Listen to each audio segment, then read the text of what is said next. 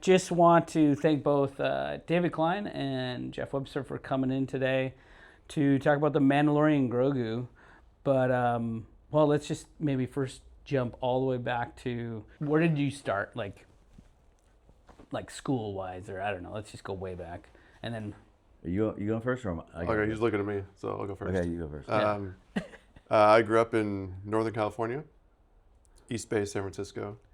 1987 was when I was born. Social security number?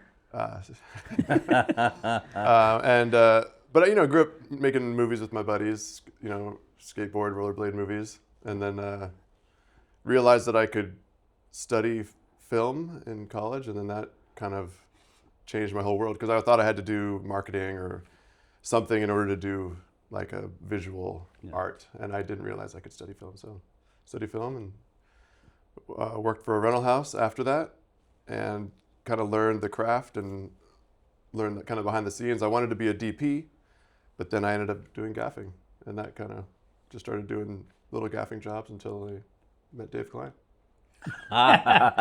And David, how about you? Oh man, I followed a chick to college, and she dumped me after 2 weeks, and so I dropped out of college, and I did the smartest thing you can do in higher education. I found the nearest, cheapest, soonest film school I could get into, which happened to be the Vancouver Film School up in BC, and that's where I met Kevin Smith. And so right after we finished that, we made Clerks, and then Mallrats and Chasing Amy, and so yeah, I was thrown into the deep end early on. Like dropped like straight into the deep end. Yeah, I was 20 years old when I shot Clerks. Oh my gosh. Yeah, that's so wild. I didn't know anything. I didn't know a fucking thing. See, I told you it was gonna happen. Yeah. No. I'm not proud of it. It's just the way. No. This is why we do these like kind of long form interviews. It's like so that we can actually get to know you guys. Like it's like one thing to just be like, oh, we've seen your work, or 20 years old creating like a cult classic is kind of a wild. Yeah, I'll tell you a funny story, briefly. Yeah. When we wrapped, we shot for like 21 nights or something in the convenience store, and it was a Sunday night when we wrapped, and we were in New Jersey, and you can't buy booze on Sunday unless you buy from a bar. And so we wrap, and Kevin's like, hey Dave, here are the keys. Take the car, go down to Red's, and pick up a couple of 6-packs. We'll have a wrap party. And I said, that's great, Kevin, but one of you guys is going to have to come with me because I'm actually not old enough to buy alcohol. That's so funny and wild. Like Yeah. That's awesome. That's also probably why the movie looks the way it does. And It's a little rough, little garage good. band. It's good, man. no, it's a cult classic regardless. It's Yeah, dope. no, it's a good movie. Yeah, and being a part of the Kevin Smith, like what kind of trajectory, like that kind of like. I mean, it just kind of kept climbing. No, dude, no. I got kicked off the Kevin train by Harvey Weinstein for like 10 years, almost 10 years. Oh, wow. Because, because I didn't know what the fuck I was doing, but also he wanted Kevin to have a big cinematographer.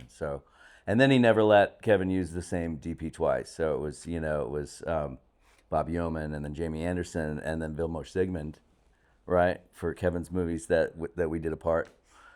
And so finally, and Harvey was like, I don't like the way they look. And so Kevin's like, well, maybe it's not the DP, maybe it's the director. So he's like, give me my boy back. And so then we made 4 or 5 movies after that. Oh, that's dope. Yeah. And then, so how did you guys get to meet and start working together? What's Season 2 Yeah. of Mandalorian. Okay. We met. I was working, and he came in as a second unit. I came in to shoot the second unit, additional unit stuff, and then ended up doing the episode that nobody else wanted to shoot, which was in Simi Valley. Oh, that's right. Yeah. Like the Boba Fett episode. Exactly, Okay. exactly. And then Baz and Matt both left on their own accord after that, so they promoted me basically. Yeah. Yeah. So for Boba Fett and Mando 3. Yeah. You've kind of become known in the lighting world as like super meticulous, super like digging in, but how much is that driven from all of the cinematographers you work with, or is that just you? Like, It's a little bit of both. I mean, I'm a little OCD about some things, but I think being on Mando and being in the volume, you kind of need to be meticulous with the color and the tech you're using. So it helped propel us. We kind of stepped into that higher level lighting when we did season 1. Yeah. We had already done Legion like a year before, which was a lot of like full color lighting, lots of lighting effects. So that propelled us there, and then we kind of took off running. We just got really curious about all the tech, and it never stopped. And so Yeah. now we still kind of implement a lot of the things we did on Mando on, the slightly more, we'll call it simpler, like lighting on it. Yeah. Drama or something like a TV drama. No, that's great. How different of a view did you guys like start preparing for that? What was like the thought process and how you changed it from going from the TV series to a feature? Well, that was always the question, how do you go bigger than what we'd already done? Yeah. Right, because our shows had pretty much, they'd been movies, they were very cinematic. They looked like a feature film. And how do you get bigger than that? So I think our prep was very similar to what we'd done, when we were merely a series. But I think the scope and the scale got bigger, and there were a lot of bigger sets. So Andrew Jones and Doug Chang designed these bigger sets. One downtown LA at the SCS warehouse that we turned into a volume, basically. Yeah. It's a huge set with volume walls at either end.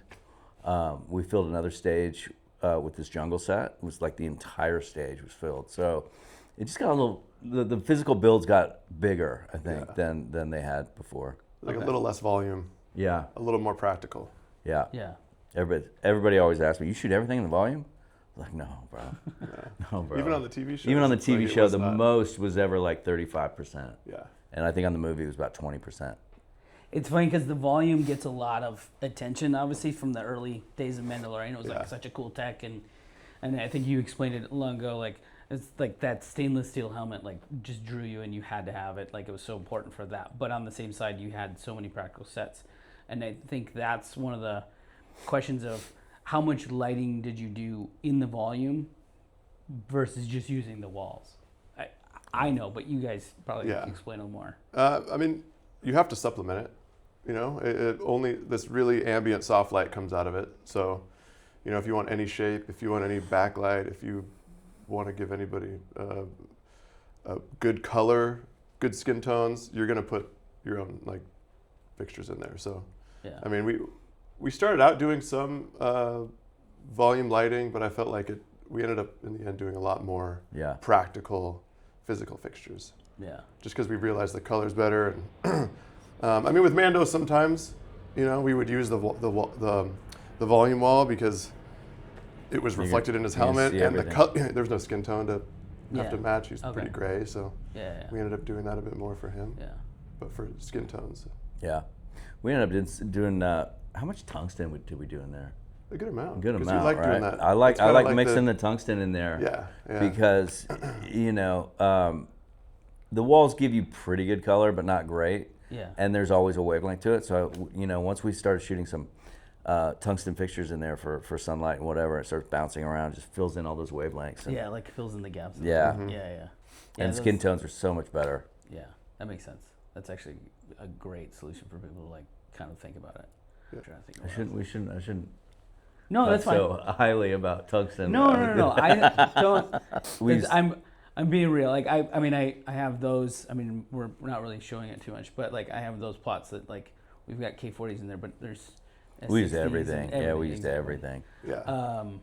I think that's part of like when you're choosing these lights and selecting lights, like and thinking about how you're lighting a set. It's like you have so many different aspects. Like, okay, I know Fiilex is like so that harder source, but you're also using a lot of filling in ambient light and stuff like that. So like in terms of mixing light, how do you strategically play with that? I mean, just we do a lot of previs with specifically Mando. We did a lot of previs, so we could generally see what the quality of light we wanted was ahead of time, and that would dictate what we'd choose. If we were needing a soft ambience, we would often just do soft boxes with S60s.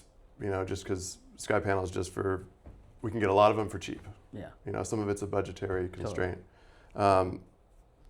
But I think overall it was just pulling from our Rolodex of fixtures that we know do certain things well, and we try to use some new stuff too. So luckily we had a big set in the jungle that Yeah. we had tungsten, but we also needed remote fixtures that we could use, and the K40s had just come out. So like in that regard, it was like, oh, perfect, we can use that. Yeah, they were pretty great, and that was also kind of an engineering feat, that one, because we needed a soft ambience.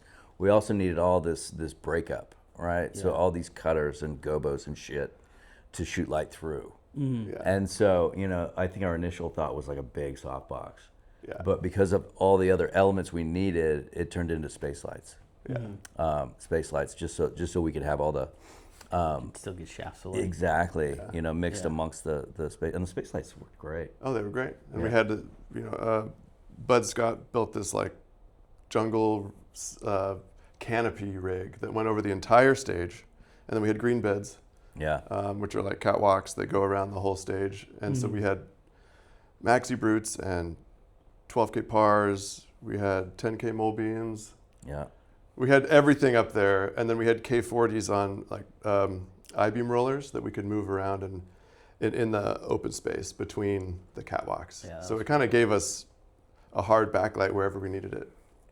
So that was it was a fun set. That was one. I of think the my big favorite thing ones. that we started doing, I think we started on the movie, was, and we did it on the night exterior on the backlight as well, where we had a soft backlight, and then right in the center of it, we'd have a K40.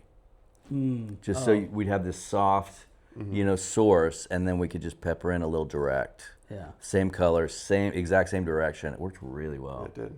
Yeah. Oh, that's cool. Yeah. We got photos of that. Now, I mean, this is kind of the weird thing. Like, you guys were literally the first feature, I guess simultaneously with Moana, but you guys were the first feature. I guess Disney scooped up basically every single K40 in the country on that first batch. Yeah. Like, coming into it, like, was there any concern, like, grabbing onto this light and just being like, okay, let's see what it can do? Like, I don't know. Yeah, I mean, we didn't really know what it did, because it was Yeah. different than your other fixtures you'd come Yeah. out with. I don't even, did We we did have a- the lens changing yet at that point? Or was it just a 12-degree lens? I think it was just a 12-degree. Yeah. But we had it with for the camera test, we tested out the K40, and it was mind-blowing how Yeah. bright it was. We're going to put that in the internal video. Yeah, the yeah. bosses. Exactly. So it was mind-blowing. And we're like, oh, we could use this for, a few Yeah. different sets. So Yeah. we realized how powerful it was on the camera test. And then we found ways to use it Yeah. throughout. Like visiting, like the arena set, Yeah. and seeing the K40s and what they're doing was pretty dope. Yeah. I mean, and then I think the jungle, how do we call it? The jungle scene Yeah. that you guys kind of talked about was like pretty incredible to see. All And those were concurrent, right? Those were. And old school too. We had a giant painted backing for that jungle set. Oh. Yeah, Roscoe soft drop that worked really well. It was big. How big was I it? think it was going to be a couple hundred feet, and they shortened it to like 150 or Yeah, it's 150 That's still feet. pretty, Still pretty big. Yeah, still pretty. something. Yeah. And we could roll it around Yeah, per shot essentially, and then we had to light it. So we had a track for the backing, and then we had about 2 to 3 feet behind that, we had a track with some studio forces on it, and then a track on the ground, so we could like follow it, Move it all Yeah. around. because it was it'd be nice to do the whole thing, but if we ever caught another piece, we would just put blue screen. Yeah. over it. But for most of the backdrop, it was pretty great. for most of the background, Yeah. it was the backing.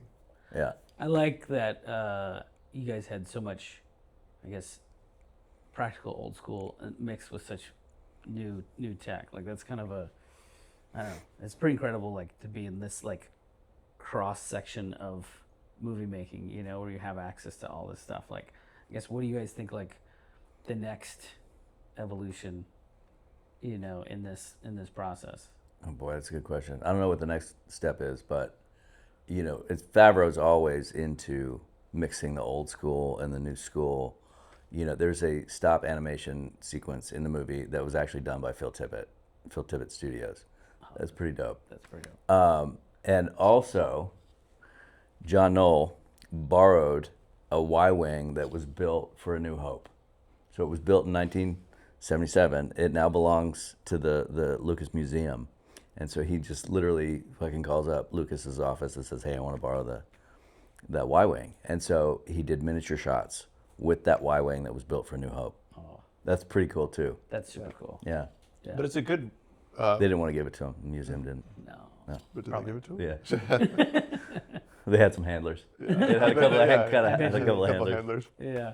But I think doing that practical with the new school, virtual practical, like the volume, we had some tungsten. I feel like it did come a lot from Favreau having that like a puppet, not a CG character. So much of the of the movie is real puppets.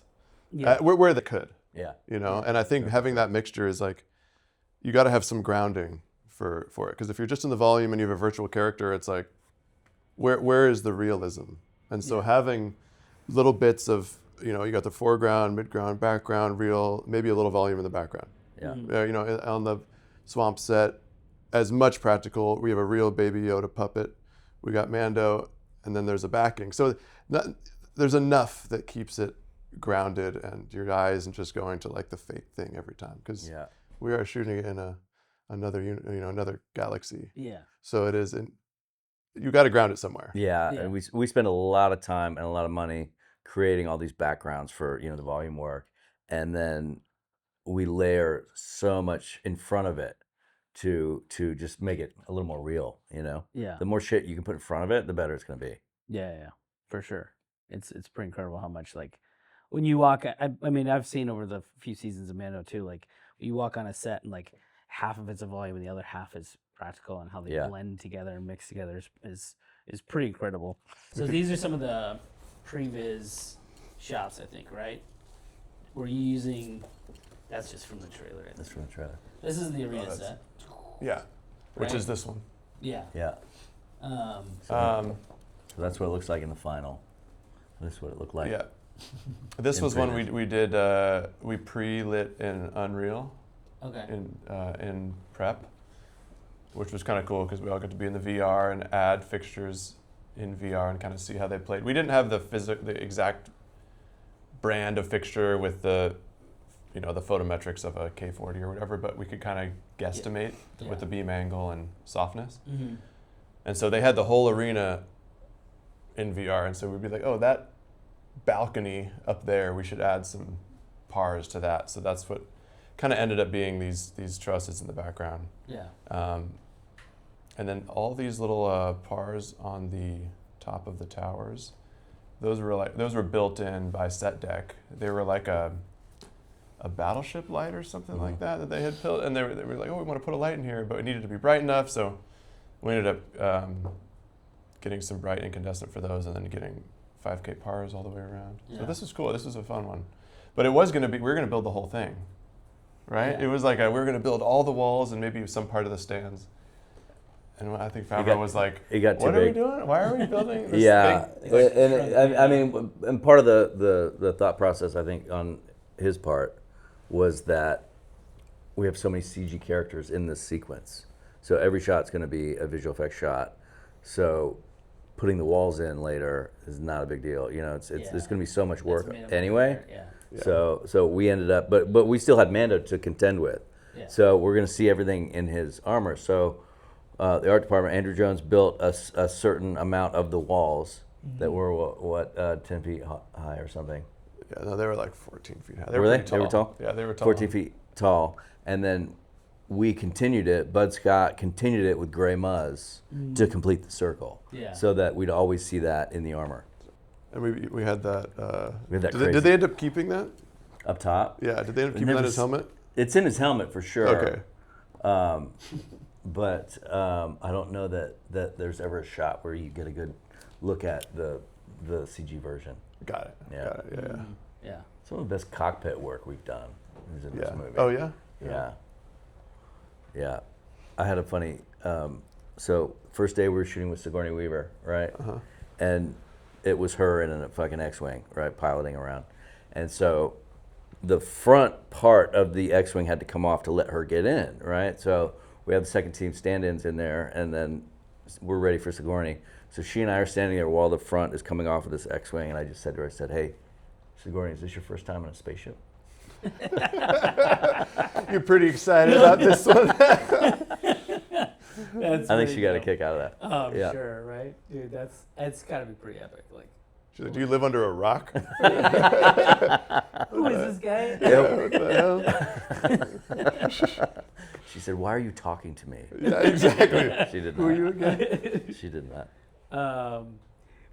Do you ever talk to Kevin Smith about Star Wars? Like, Yeah, funny enough, I- you know, Kevin Smith bought the movie theater in his hometown that his dad used to take him to, right? yeah. And so next weekend on Saturday, he's having a screening of the movie, and I'm going to be in New York on a gig. So I texted him. I said, "Hey man, can I come to your screening?" And he's like, "Fuck yeah!" So he and I are going to do a Q&A about it afterwards. Oh, yeah, hell so yeah. that's cool, right? Hell yeah. What would you say was the most challenging set that we had to light? Boy, the most challenging. The most sleepless nights you had? Probably the jungle. Yeah. You know, the jungle was a feat. Yeah. You know, just trying to break up all the sunlight and, you know, yeah, that was probably that gave me the most sleepless nights. But I think in the end it turned out really, really nice. Nice. You're gonna love it. Great. Yeah. Yeah, it was. Especially that stuff with you know, Mando fucking running through the jungle and Yeah. fighting all the droids. Great. That looked so really great. cool. Yeah.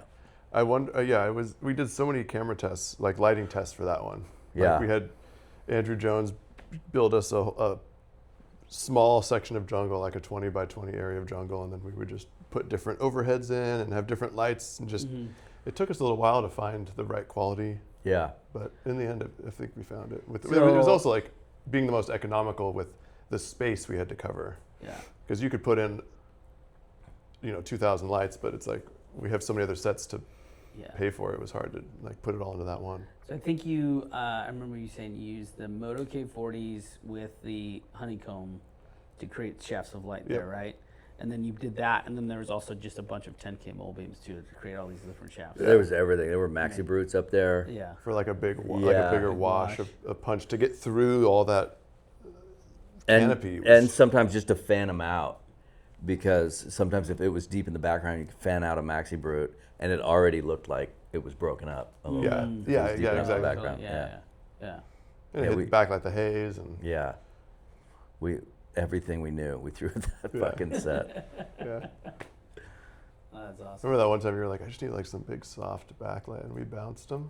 Yeah. That ended up looking pretty That cool. was great. Like 12 maxi brutes just Bounce into it the off. ceiling of the stage, into that white. Yeah, it was a gray back. It was gray, because we had the backing, then we also had gray, Yeah. and we also had blue, that we would use Yeah.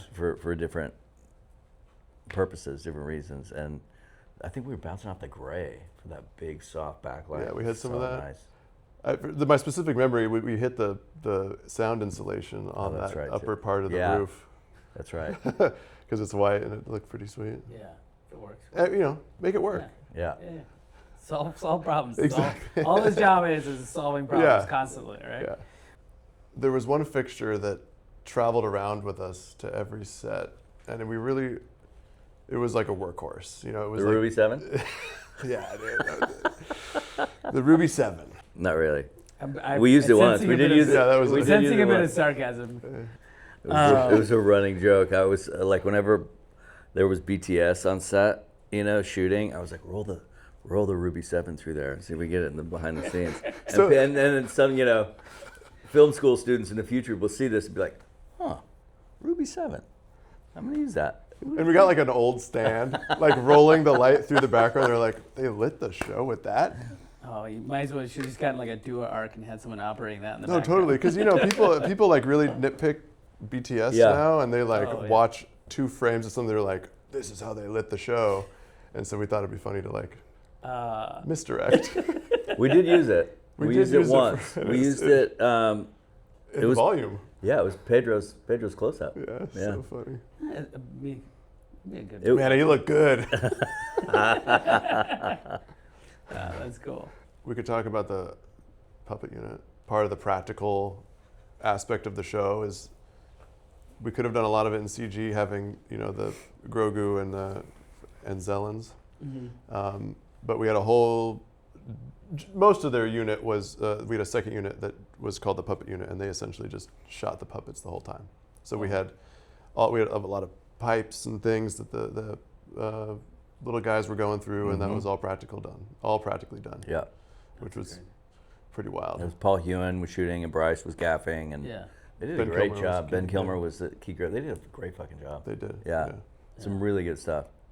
I was jealous because sometimes they were doing like one motion control shot the entire day, and we were, on the other unit just fucking sweating our ass. It was just fucking, it was just a grind. Yeah. They're like, man, we're so bored. We've just been doing one shot all day. Yeah, you're like, oh, it must be tough. Yeah. Sons of bitches. I got maybe what about the fixtures team? Like some of the weird, cool stuff that they're building. Oh, I mean, on a sci-fi show, you need a big Yeah. fixtures department. And Ray Hoy was our fixtures foreman. He killed it. He's been on a lot of the seasons of the show, and then on the movie. I mean, they were dismantling your lights to fit them into the Razor Crest. I mean, that was an upgrade from the show. I mean, every set was a button panel that had to be flashing and blinking. And Yeah. Tom Howard, our rigging programmer, he'd be like our button guru. So he would always come in and make sure they looked right. That was a big job. Like every button panel is custom built and filled with LEDs from fixtures, and then Tom would come in and make sure that they matched like the canon of the show. Yeah. Make sure they matched what they did on the movies. Yeah. They rewired my toaster. Oh, they did? Did you know that? No. Rewired. I have a 1937 toaster that was my grandparents, Yeah. and they rewired it, put a new cable on it. Yeah. That's awesome. I gotta bring Yeah. in. I have an old percolator from my grandma. There you go. I'll have to have him do. Oh, Yeah. yeah. Give it to Ray Hoy. Yeah, he's like our little mad scientist over there. He's yeah. 3D printing, he's CNCing everything. Really that good? Well, that's what's so great about your stuff is like it's so small and compact and bright that we could fit them into a lot of different areas. Like the can lights we could Yeah. use. We put in little domes on them Yeah. for reflections, like the Everywhere. Yeah. They were balls. everywhere. Yeah. Yeah, those are cool. What else we got? Rapid Anything fire and questions. Let's see here. David, Yeah. Kelsey bet. What are your odds of having the highest grossing feature film and the lowest grossing feature film? You did your homework. Yeah. I do hold the record for lowest grossing feature film ever. What movie? It's called Zizek's Road. Oh, really? Yeah. Is there a reason? 'cause no one why? could spell- they no one could just spell it. not They put it release in one theater for one night, and only a few people went, and so that's why. I feel like that's almost like the coolest thing. Oh, yeah. I mean, That is pretty amazing. It's pretty amazing, right? It's cool to be first place, dude. Yeah. That's first place. Fucking A, man. Yeah. first number one. I'm Number number one. one. Number Yeah. one on the bottom. Yeah. And you can't re-release it because you could then bump yourself off of it. So it's got to Right? never It's go got to back stay. up It's here. got to stay there. Hold the Yeah. record, baby. Is it on streaming? I don't know. Okay. Jeff, veganism, is that your superpower? Yes. Is that how you're so tall? Yes. I got to say, there must be something to a vegan diet because this dude is like the most chill motherfucker I know in even the most extreme circumstances. Yeah, Yeah. See? Yeah. He proves my point time and time again. That's great. Let's see here. And he's going to be a dad. Oh, yeah. That's Pretty dope. That's gonna Yeah, be we'll dope. see if my kid wants to be vegan or not. That'll be interesting. Oh. Yeah, that's an interesting thought process. Yeah. Oh. You can't force it. You can't You force like it. you like put like broccoli here and bacon here and let him crawl to it. Yeah, that'll be Good interesting. point. Because we've all had that time in our life where our parents were wrong about everything. Yeah, exactly. And then only later you realize, oh, wait, I was wrong. They were right. Yeah, exactly. But So it's like you there'll got probably to. that It's like time. we're not going to make meat for them. Yeah. You know, we're not going to cook meat. But I think if they go out to somewhere else, I'm not going to be like, you can't eat meat when you're out. Yeah. Like, no, I don't. It wouldn't be that way. So it's like, if you're in this house, you're going to eat vegan. Sorry. Kid's going to be out of a restaurant. I'm having the veal. Yeah, exactly. my dad's not here. See ya. I'm going over to Johnny's house. He's got He's got 5 pounds of milk-fed veal. All right. that's going in there Oh for my sure. God, that's good. David, which fans are more cult? The Kevin Smith fans or the Star Wars fans? Oh, I think they're the same group. actually. You know what I mean? Because, you know, I started my career with Clerks, a movie that has a lot of talk about Star Wars. Yeah. And so I think that, you know, the fandom is kind of intertwined. I'd probably. So I don't have a good answer for you there. That's kind of the perfect answer. Yeah, cool. Yeah. But they're both brutal critics. Yes. Yeah, I guess that's why you have to be so OCD, right? Is like, you know that if you guys don't nail certain aspects, like exactly. Oh yeah, like, it doesn't want to be on us. No. that they don't like it. It has to Yeah. be some other No, aspect. and, you know, haters are going to hate, right? Oh yeah. The reviews already are totally mixed. Oh. They're Completely polarized. They're either up here or they're down here with that lowest grossing movie that I made. But they all compliment, you know, the craftsmanship. Yeah. So that's good. That's good. Yeah, that was our job. Yeah. That was our job. Yeah, Yep. yeah, totally. XY. Explain it to the world and why it's the best thing in the world. It's the best thing in the world because it allows us to match different manufacturers of LEDs as quickly as possible. Because of the fact that as long as they have the mode and the lights are calibrated correctly, which isn't always the case, but if it's not calibrated correctly, we can still find the color fastest instead of going to a RGBW mode or a HueSat mode, which is all arbitrary per fixture, per manufacturer. XY at least gives us some common language between the fixtures and is based off of human vision. So it kind of covers the whole gamut of human vision. So any color can be described in an XY coordinate. And manufacturers these days are trying to cover that human vision gamut as much as possible. Same with like projectors and things like that, Rec 2020 and so on. So Fiilex fixtures have always had XY, which I've always loved that you guys have done that, because I remember we had some early conversations with Jeff Lee and he's like, oh, I'm going to base the whole engine, the color is going to be at the base and XY coordinate system. And I thought that was awesome. And so now all of your stuff is like is great, calibrated well and matched between fixtures. So Yeah. as long as I essentially have chosen fixtures based off of whether they have XY or not. That's, yeah. Well, Jeff Lee was pretty visionary early on. Like, that really was like, it kind of put us on the map in a way. Like, it did lead to that translation, that language that translated outward. So like everyone can use all the other modes needed, right? Yeah. But it was interesting to see that transition of more and more gaffers and programmers starting to use XY, Mm-hmm. and then I always like, and that's why I asked you, is like I always like to hear why, the reason why you use XY. I mean, I know, but like, Yeah. it's good to hear it from you guys and do that. It gets me excited. I know it. Like, I love XY. This is the You super know, like Steve Yedlin was the guy that first was like, you guys should use this. And I'm like, oh, interesting, tell me more. And then the more you learn about it, the more you realize you're like, wow, this is truly the best way to find a color Yeah. and match a color. Because the daylight coming in here is not a perfect color temperature. No. So Yeah. I want to match it, meter, done. Yeah. You know, it's a quick, especially on set, you have to be as fast Yeah. as possible. Yeah. I don't want the director being like, what are you guys waiting on? The gaffer's trying to find a color. You know, I got to be just like, boom, I got it, let's go. Yeah. So, Yeah. Yeah. Speed too. Yeah. yeah. That's what makes me so chill is XY. XY. Right on. Veganism and And XY. XY. That's my personality. And we just took the D train to Nerd Town for a minute. All right. D-Train. I guess. The direct. Yep. Oh, yeah. Direct to Nerd Town Yeah. is where we're going. Yeah, I can give my nerd on with the best of them. Yeah, you do. Not like you just But did. camera-wise, ask him some nerdy camera stuff about like lenses and IMAX and things. I would love to. I know nothing about that. Well, stuff. perfect. He's So the this guy. is a lighting. Yeah. This is a lighting thing, dude. Well, This is everything. Okay. For the nerd town, I guess. What did you guys shoot on? Let's just give a quick. Because someone's gonna be like, don't tell me an f stop. Don't tell me a t stop. Don't tell me. Just tell me what you shot. We same as we did on the show, right? So Okay. we used Alexa LFs, Okay. minis and regular size, Yeah. and Caldwell Chameleon lenses. We tested a bunch of lenses in the beginning because now, how do you make a show bigger than our series had been? And one of the things that kind of the most I guess, organic next step was IMAX, right?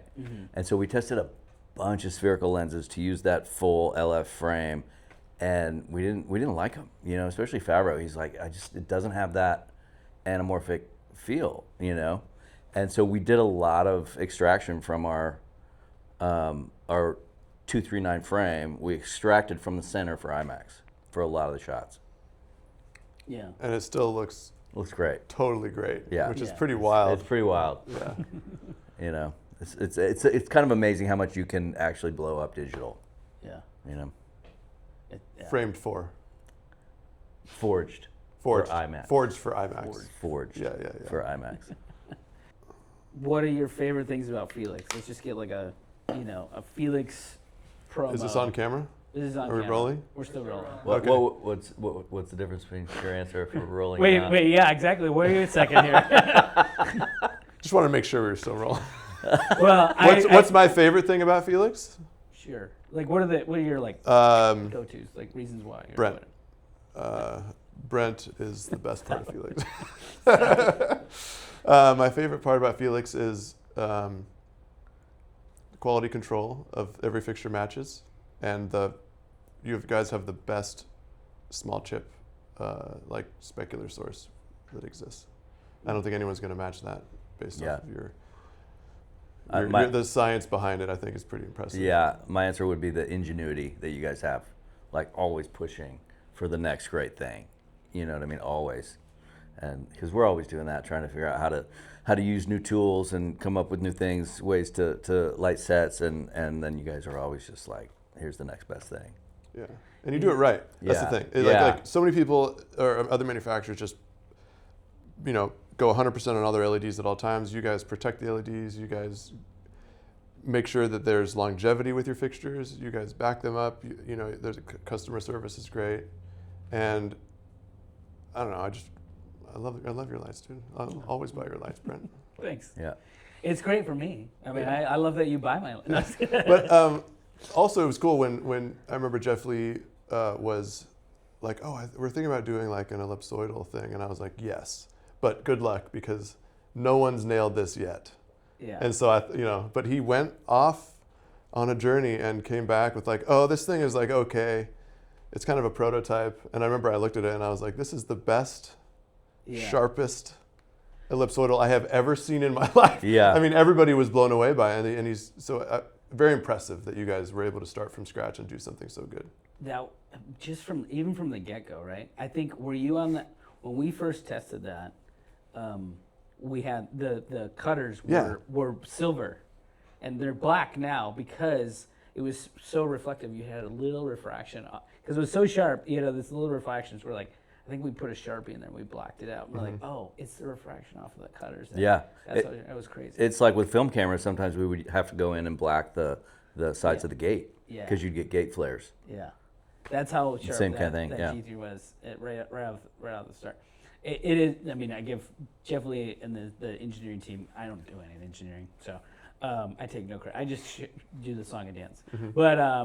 But like their team is so meticulous on digging into that stuff. That's what like gets me so excited. Is because when I think when the K4As, the first two camera tests we went on to, it was like people were trying to push it to the limits, doing all these weird color changes and stuff like that. And we're like, this is a prototype and it works better than most of the lights out there. You know, Exactly. Your prototypes are far better. Yeah. So, and then your feedback from you guys, the feedback that you give and feed to Jeff Lee and his team is so essential to making those products that good, and so it's all like this great ecosystem. That's what we love about it. So thank you. But you guys listen. Well, yeah, that is a key. That is huge. Yeah. It's like because it's like a nice symbiotic relationship because it helps you guys. It also helps us. So I think every it works manufacturer great should in learn from you manufacturing guys. and in podcasts. I just ask one question and just shut up. Yeah. Let you guys talk. No, thanks for doing this. Absolutely. Yeah. That was Thanks for great. having us. Thanks for having us. Awesome. Now we can cut.